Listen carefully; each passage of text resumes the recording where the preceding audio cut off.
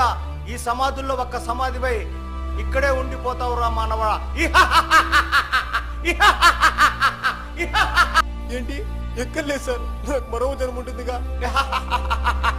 జన్మలు లేవురా.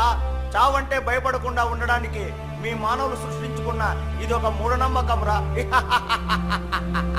అయ్యో ఎంత పని జరిగిపోయింది.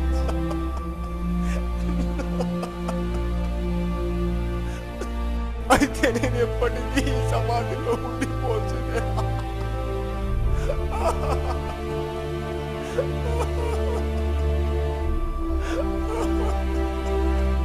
ఇక నేను రేయం పగలు ఈ సమాధిలో ఉండిపోతుందేనా?